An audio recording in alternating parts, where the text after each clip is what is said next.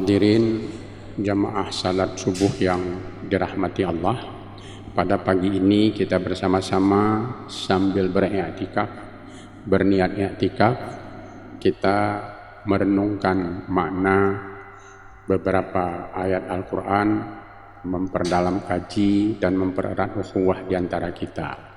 Sekarang kita berada pada bulan Rabiul Awal, bulan kelahiran Nabi Muhammad sallallahu alaihi wasallam. Dan Nabi Muhammad ini adalah manusia yang lebih dari manusia biasa. Beliau Rasulullah, beliau menerima wahyu, beliau menjadi bagian dari syahadat keislaman kita. Jadi kita mengakui Allah Subhanahu wa taala sebagai Khalik, sebagai Tuhan, dan sesudah itu mengakui Nabi Muhammad sebagai Rasulullah.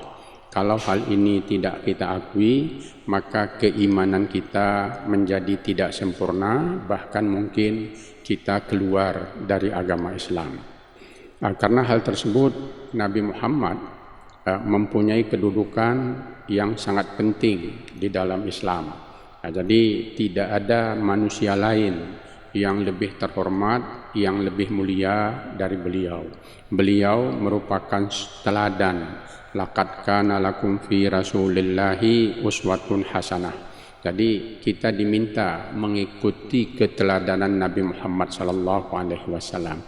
Untuk ini tentu banyak hal yang kita lakukan untuk mengenang, untuk mengingat beliau.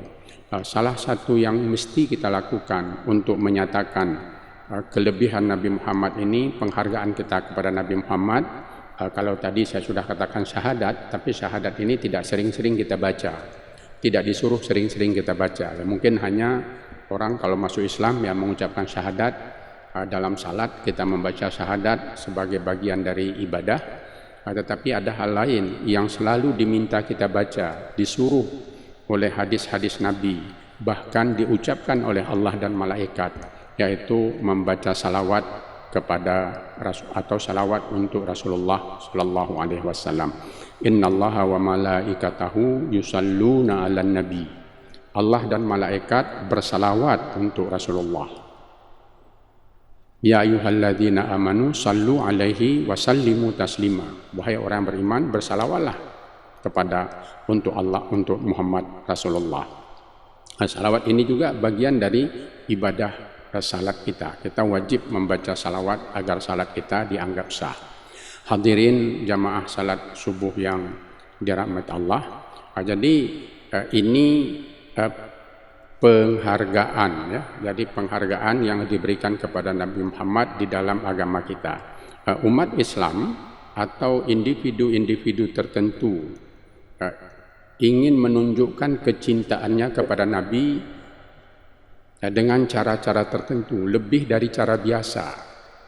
Ini kita temukan sepanjang sejarah.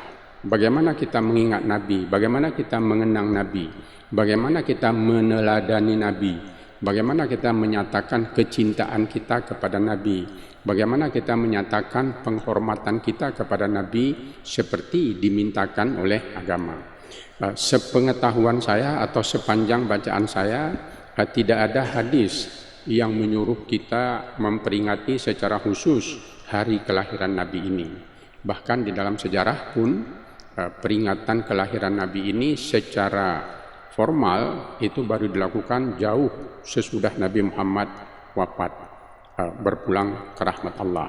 Tetapi umat mengenang Nabi itu sudah terjadi sejak dari masa sahabat.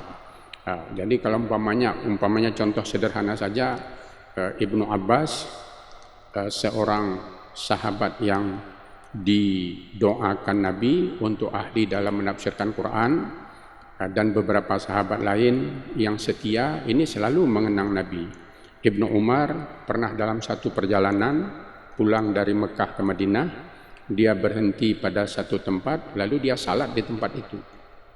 Sahabat lain heran, karena waktu itu bukan waktu salat, tidak ada salat sunat waktu itu, karena sesudah waktu asar. Jadi harusnya sesudah selesai salat asar haram mengerjakan salat sunat mutlak. Tapi Ibnu Umar salat di tempat itu. Sahabat bertanya, kenapa kamu salat di situ, hai Ibnu Umar? Saya dulu pernah berjalan bersama Nabi, pernah lewat di tempat ini bersama Nabi. Beliau salat di sini 2 rakaat. Lalu karena itu saya juga ingin mengenang beliau, saya salat di tempat ini.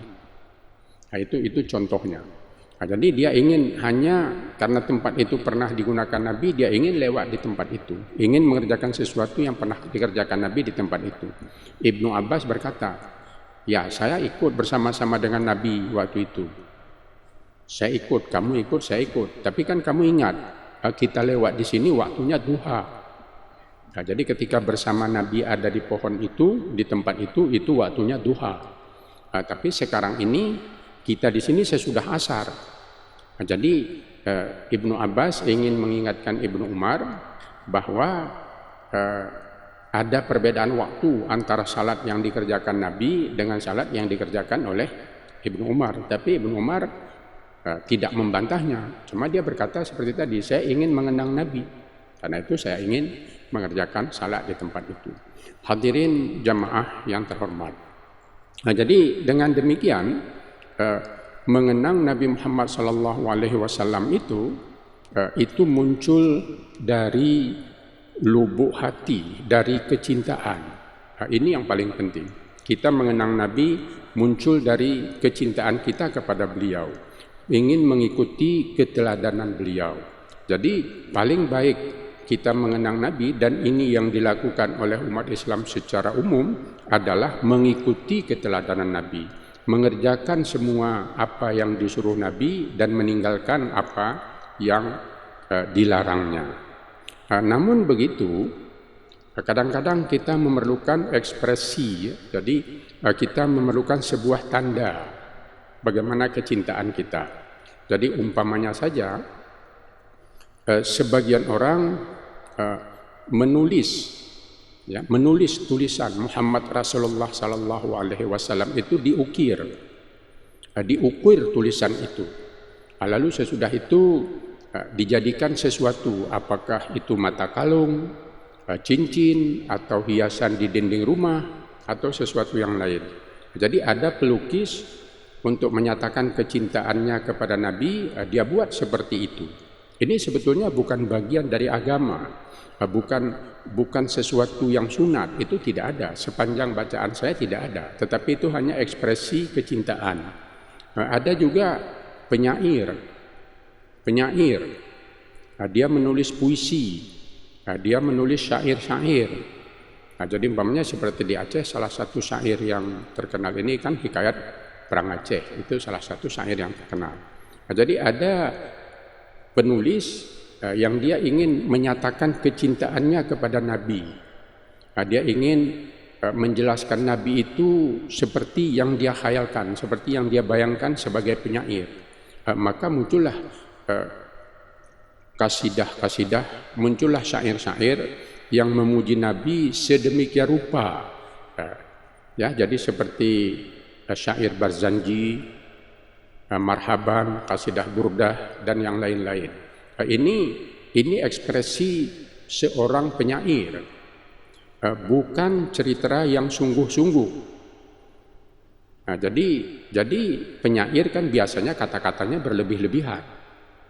Jadi kalau dia menyatakan kecintaan, engkaulah bulan, engkaulah matahari, engkaulah ini, engkaulah itu bagi saya.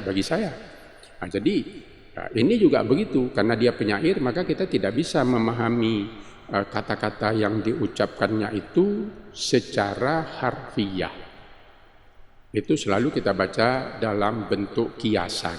Karena itulah isi syair dari para penyair. Ini contohnya. Kemudian ada lagi cara-cara lain. Jadi kadang-kadang ada orang, dia memasak makanan yang lezat, lalu dia katakan, makanan ini saya ciptakan, makanan ini saya buat karena saya mengenang Nabi. Semoga orang yang memakannya juga teringat kepada Nabi Muhammad. Jadi dia bidangnya itu.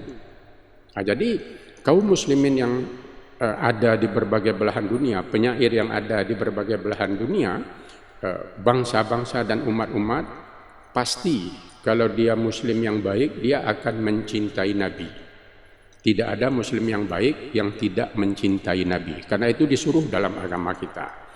Sebagai muslim yang baik, kita akan meneliti, akan membaca riwayat hidup Nabi, karena kita diminta meneladani kehidupan Nabi.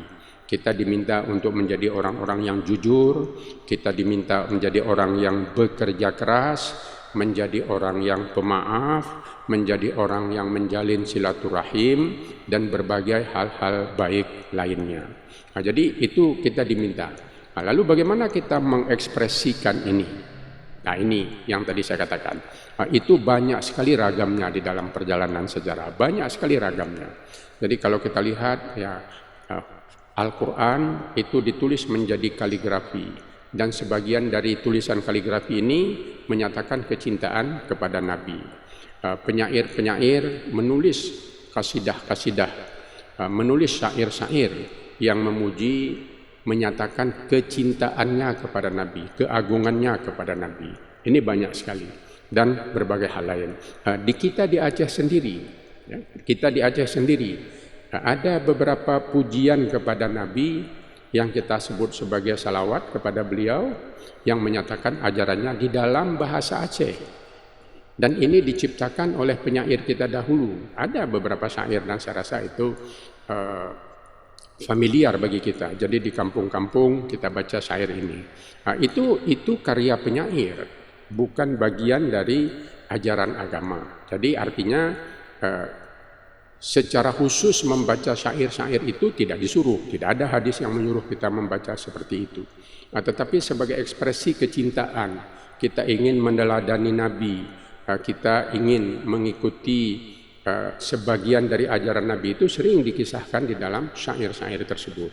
Nah, dan syair ini bisa juga menjadi petunjuk berapa dekat budaya sesuatu masyarakat itu dengan Islam. Nah, jadi apakah umpamanya masyarakat Aceh ini sebuah masyarakat muslim yang baik? Nah, kalau ini muslim yang baik, muslim yang taat, dari mana kita mengetahui bahwa budaya ini adalah budaya yang baik? Nah, itu salah satunya kita lihat dari ekspresi budayanya. Jadi dalam budaya itu, ketika apa saja kita tampilkan, nah, itu nampak ciri Islam di situ.